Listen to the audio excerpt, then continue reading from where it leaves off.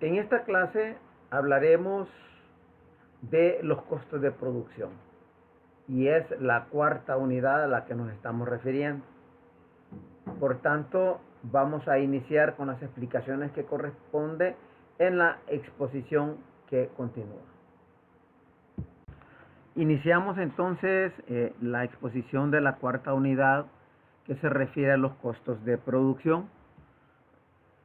Los costos de producción están integrados por tres elementos valiosos: la materia prima o el material directo, la mano de obra directa y la carga fabril o gastos indirectos de fábrica. El primer elemento del costo, que son los materiales, vamos a decir que los materiales se dividen en material directo y en material indirecto. El material directo es aquel material que se manipula para que a través de un proceso se convierta en producto. Y el material indirecto es aquel que es relativo a la producción y que sirve como una ayuda para poder empaquetar o para poder proteger ya la transformación de la materia prima. Por ejemplo, si nosotros fabricamos lociones, perfumes o aromatizantes, la materia prima, si fabricamos lociones, es la misma esencia aromática o del perfume. Creo que utiliza también alcohol y otros ingredientes más químicos, y esto es la materia prima. En cambio, el material indirecto en este tipo de productos será el bote o botellita o recipiente en donde se guarda ese líquido que es el perfume, el taparrosca, las viñetas que se le ponen al bote, la cajita en donde se introduce el bote para guardarlo. Todo eso es material indirecto, ¿verdad? Entonces ya tenemos aquí un ejemplo de qué hace diferenciar al material directo con el material indirecto. Podemos poner otro ejemplo, y es la fabricación de mesas.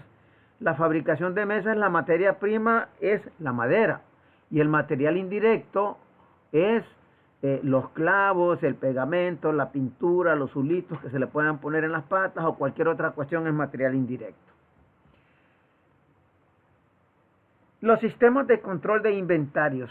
Los departamentos que intervienen en el control de inventarios son el departamento de producción, departamento de compra de materiales, almacén o bodega de materiales y departamento de contabilidad. ¿Ah? En ese control de inventario, antes de continuar, vamos a hablar de la función de cada uno. El departamento de producción es el encargado de diseñar el producto y de especificar los materiales que se debe de comprar para ese producto que se pretende fabricar, ¿verdad? Y también es el encargado de estudiar los posibles materiales que puedan sustituir a los verdaderos materiales en caso de que se dé una escasez, que no haya, ¿no? También debe preparar la lista de materiales requeridos en los diferentes órdenes de producción, dependiendo de los diferentes productos que se fabriquen por órdenes de clientes, ¿no? Muy bien, el departamento de compras, sus funciones son recibir las solicitudes de compra de los materiales. Luego, una vez que recibe las solicitudes, debe de solicitar cotizaciones de estos materiales a los proveedores, y luego, una vez que ya tenga su proveedor y que ya haya encontrado dónde está la materia prima de excelente calidad y a menos precio, entonces emite o elabora la orden de compra para este proveedor. Otra función es garantizar que los artículos o la materia prima pedida cumplan las exigencias de calidad establecidas por nuestra empresa o por la fábrica, ¿verdad? Y que se adquieran, por supuesto, como lo había dicho antes, a precios con mejores condiciones. Tenemos también el almacén o la bodega de productos o de materia prima, perdón. Es ahí en donde se guardan, en donde se ordenan, en donde se organizan los productos, ¿verdad? Para tener un buen control y evitar también de que se deterioren, dado que algún tipo de materia prima son apetecidos por algunos roedores o insectos o algo que se parezca, y otros que también se deterioran por la humedad por el ambiente, por el tipo de luz que se utiliza, etcétera, etcétera, etcétera, ¿verdad? Entonces, el encargado del almacén debe de tener un control de los materiales de tal manera de que se mantengan íntegros y que no le hagan perder valor a esto y que no que esto no sea sujeto de producir costos, ¿verdad? Por no darle mantenimiento al inventario.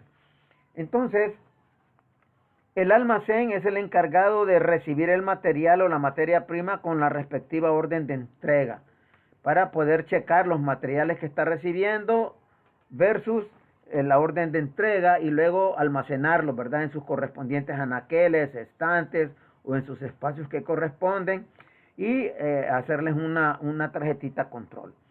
Debe de comparar el material recibido con la copia de la orden de compra. Debe de verificar también la cantidad y la calidad del material. Debe de verificar y aprobar las facturas de los proveedores. Debe de enviar las facturas aprobadas al departamento de contabilidad para que este departamento haga lo suyo, que genere el registro. Si acaso se presentaran irregularidades en cuanto a los materiales que no concuerdan con la orden de compra o que no concuerdan con la orden de entrega o con la factura, entonces no debe de recibir el material. Si el material cumple con las especificaciones, entonces recibirlo y debe de preparar el informe que corresponde para enviarlo a quien corresponda, ¿verdad? Debe de recibir el material junto con el informe de recepción y la orden de compra también. El departamento de contabilidad, como medio de control de los materiales, también se debe considerar lo referente a la contabilización, ¿verdad? De estos materiales que se han comprado.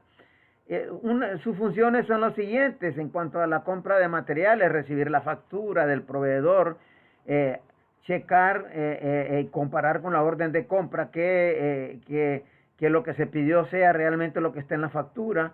Debe recibir información del encargado del almacén sobre los materiales recibidos. O sea, ¿se acuerdan que hablamos que el encargado del almacén o bodega debe de hacer un informe, ¿verdad? Y eso es lo que se manda para contabilidad.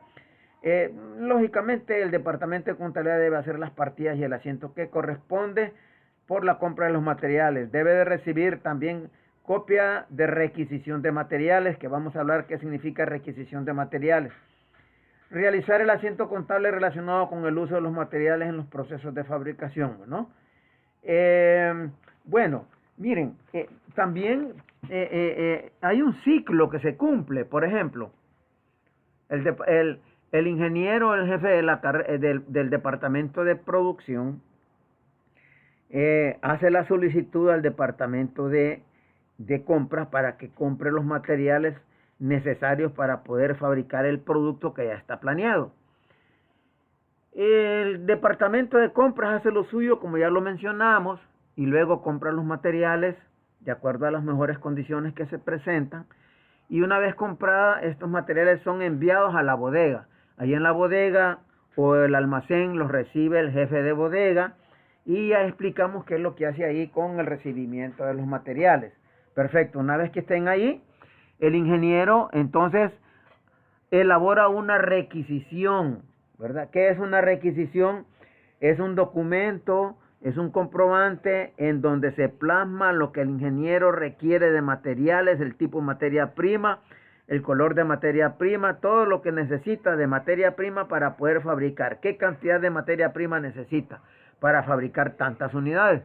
Entonces el ingeniero hace esto y lo envía al encargado de bodega. El encargado de bodega viene y lo toma, ¿verdad? Lo lee, lo revisa y luego busca los materiales, la materia prima o el material que corresponde de acuerdo a la requisición que mandó el ingeniero, y una vez que ya tiene todo el material se lo envía al ingeniero a la planta de producción. El ingeniero toma estos materiales y los somete, entonces los mete a producción, los somete a conversión a producto terminado. Es ahí en donde llegamos nosotros al momento en que una vez terminado con todos sus ingredientes, el producto lógicamente es sacado de producción y es llevado a otra bodega o a otro almacén que se llama almacén o bodega de producto terminado. Es así entonces como el ciclo se cumple del manejo de los materiales entre departamentos. Pero bueno, quedémonos un momento aquí en la bodega, en el almacén, y veamos, expliquemos que hay diferentes sistemas de control de los materiales. Ya, muy bien. Como por ejemplo, un sistema es tener un sistema podría ser tener un sistema de anaqueles correspondientes y necesarios para poder guardar el tipo de materia prima que se necesita tener ahí para poder luego enviarlo a producción para su fabricación. Recordemos que hay diferentes tipos de materia prima dependiendo del tipo de producto, ¿verdad?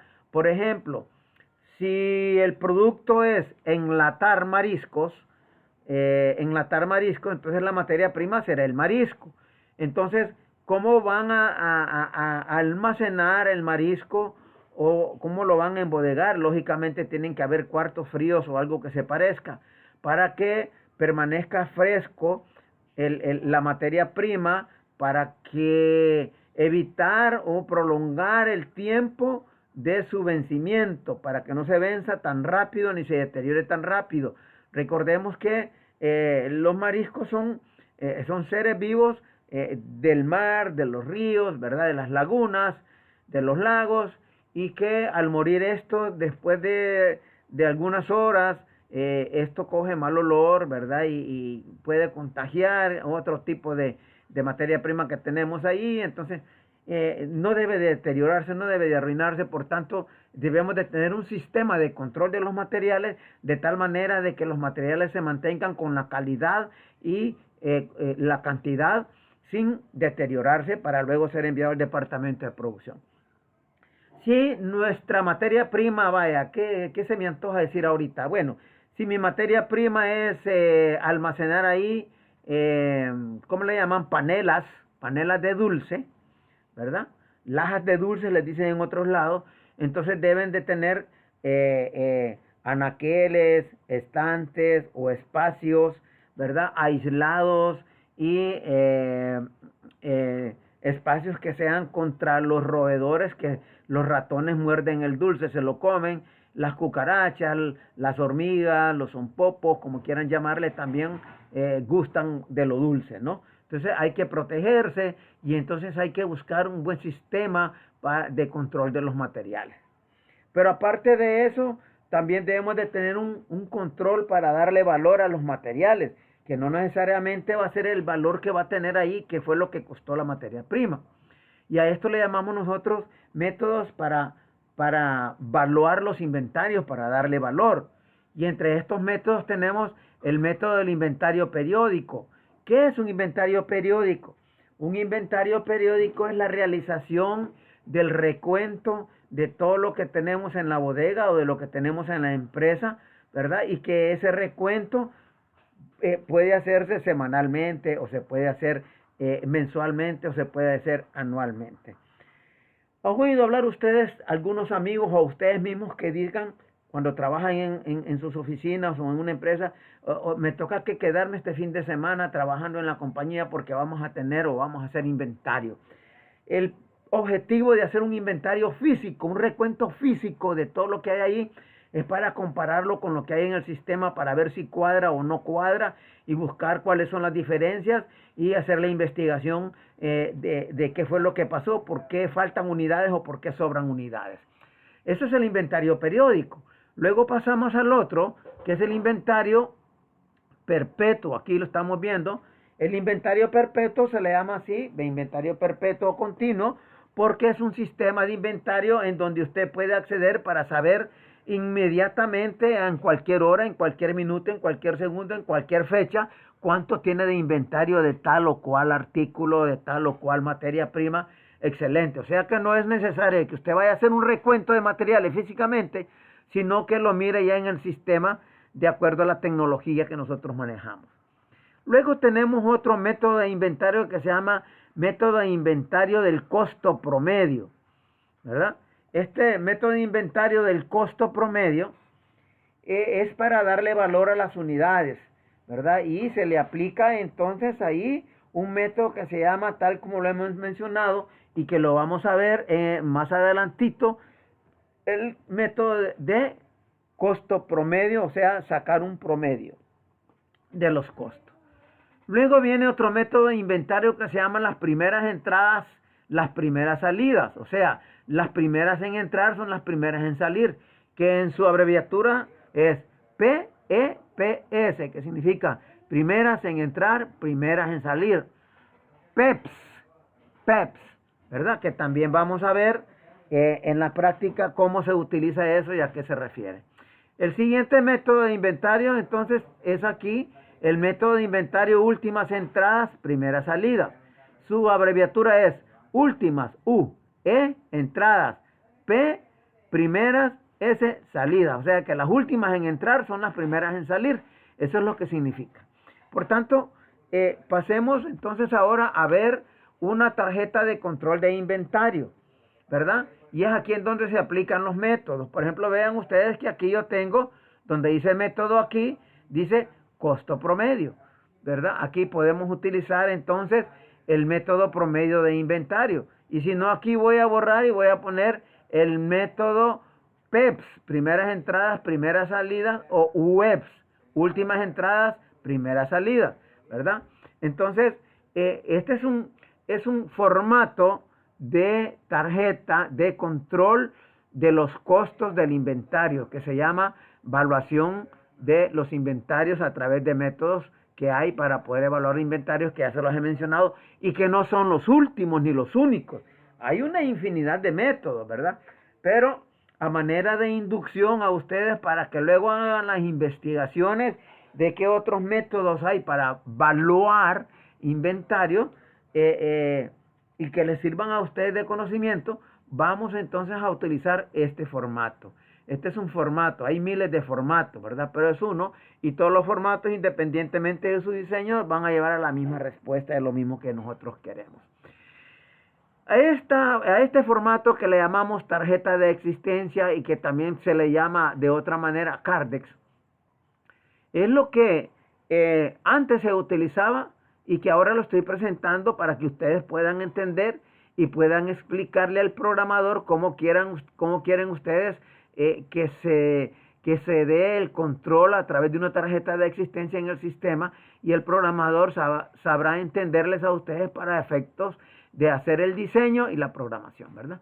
Pero antes se llevaba en un cartoncito, que se ponía ese cartoncito, se tenía ese cartoncito, el jefe de la bodega, y se ponía en el anaquel donde estaba el producto para llevar su control, ¿verdad? Entonces, para poder trabajar en esto, vamos entonces a pasarnos a la otra sección, a la hoja de Excel, para explicar cada uno de estos métodos, cómo se utilizan. Vamos a ver entonces.